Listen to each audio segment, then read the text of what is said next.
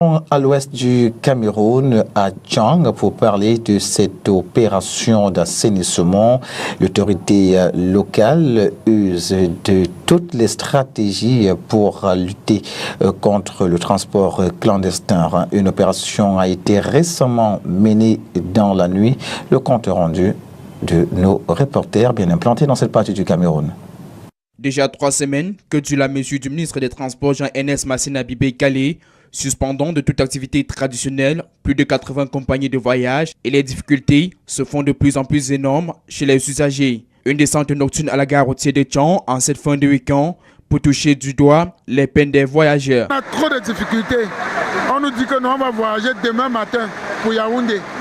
Voilà, tous les passagers, nous sommes obligés de dormir et voyager demain matin pour Yaoundé.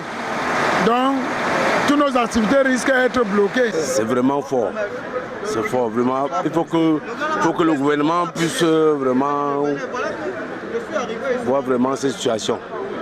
Puisque les gens souffrent beaucoup. Face à une marée de passagers qui cherchent à joindre les métropoles, seules quelques 3 agences sur 10 tournent à plein régime. Les autres bus appartenant à d'autres agences restent cloués au sol sans que l'on ne sache à quand la reprise des activités. Les coûts de transport par conséquence ont connu une hausse considérable.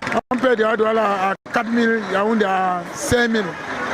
Vrai. Pourtant, il y avait les week-ends, il n'y a même pas embouteillage, il n'y avait même pas les manifestations à l'ouest aujourd'hui. Les jours comme ça, là, quand il y avait une fiance des agences, on payait même peut-être 3 000, 3 500 avec l'entroupement des agents. Approchés, ces chefs d'agence n'ont pas souhaité placer un seul mot.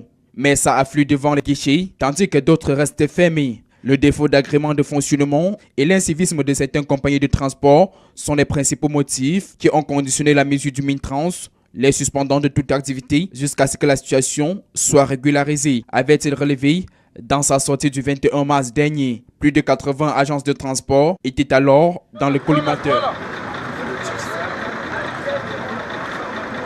Let's move to the southwest region of